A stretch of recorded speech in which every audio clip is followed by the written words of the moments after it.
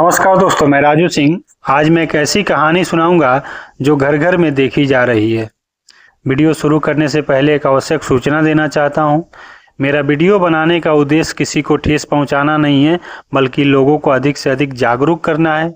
मेरे वीडियो में कही गई बातों से अगर आपको तकलीफ हो रही है, इसका मतलब है कि आप गलत हैं, क्योंकि जो लोग सही हैं, मेरा वीडियो उनके खिलाफ नहीं है।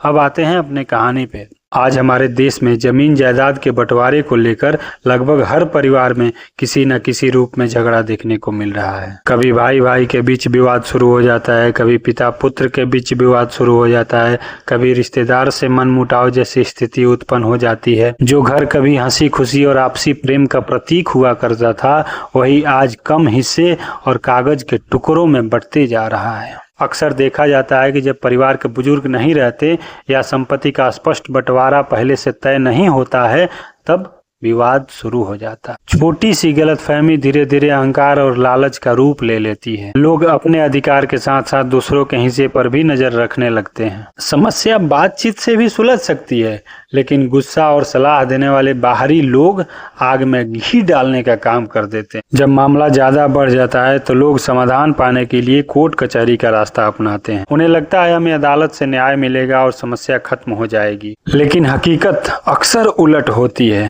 सालों साल तक केस चलते रहता है, तारीख पर तारीख मिलती रहती है, वकीलों की फीस, दस्तावेज पर मोटी खर्च और मानसिक तनाव बढ़ते जाता है। कई बार ऐसे भी होता है कि जिस जमीन के लिए लड़ाई शुरू हुई थी, उस जमीन से ज्यादा पैसा केस लड़ने में लग जाता है और समस्या ज्यों का त्यों बना रहता है। सबसे बड़ा नुकसान तो यह होता है, रिश्ते हमेशा हमेशा के लिए टूट जाने वाली बात यह है कि क्या जमीन या पैसा रिश्तों से ज्यादा कीमती है? अगर हम थोड़ी समझदारी और धैर्य से काम ले तो विवाद घर में ही सुलझ सकते हैं। अगर बड़ा भाई संपन्न है और छोटा भाई थोड़ा कमजोर है, इस अवस्था में अगर छोटा भाई थोड़ा सा लालच रखता है तो बड़े भाई की विनम्रता यही होनी चाहिए कि छोटे भाई की मदद करें। वैसे ही छोटा भाई अगर संपन्न है और बड़ा भाई कमजोर है और इस अवस्था में बड़ा भाई थोड़ा लालच रखता है, तो छोटे भाई को विनम्रता से बड़े भाई की मदद करनी चाहिए। अगर दो भाई संपन्न है और तीसरा भाई कमजोर है, इस अवस्था में आप दोनों भाई मिलकर उस भाई को भी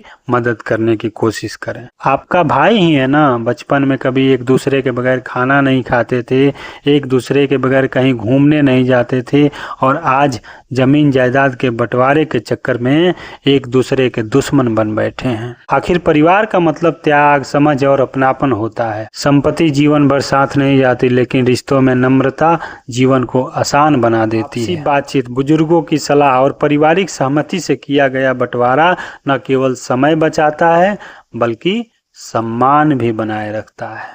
जब निर्णय मिल बैठकर होता है तो उसमें कड़वाहट कम और संतोष ज्यादा होता है। कोर्ट कचहरी सरकार की एक लूटने की पॉलिसी है। 20 साल, 30 साल, 40 साल, 50 साल तक केस चलते रहता है, लेकिन कोई समाधान नहीं आता।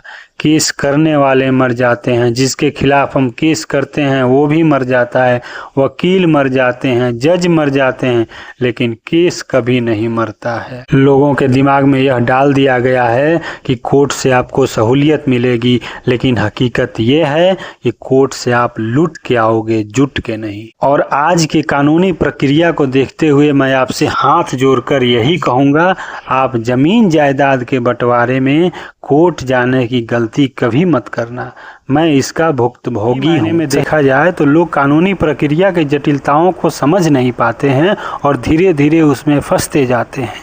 इसलिए जरूरी है कि हम पहले आपसी समझदारी और भाईचारे को प्राथमिकता दें। अगर परिवार एकजुट रहेगा तो कोई भी समस्या बड़ी नहीं लगेगी। आखिर में यही कहा जा सकता है कि जमीन का बंटवारा आसान है, लेकिन दिलों का बंटवारा बहुत कठिन है। इसलिए कोशिश यही होनी चाहिए कि संपत्ति चाहे जैसे बांटे, लेकिन रिश्ते कभी ना टूटे, क्योंकि मजबूत परिवार ही मजबूत समाज और मजबूत देश की पहचान होते हैं। धन्यवाद। जय हिंद, जय भारत, वंदे मातरम। मेरा वीडियो अच्छा लगे तो प्लीज़ लाइक कीजिए, कमेंट कीजिए और शेयर जरूर कीजिएगा।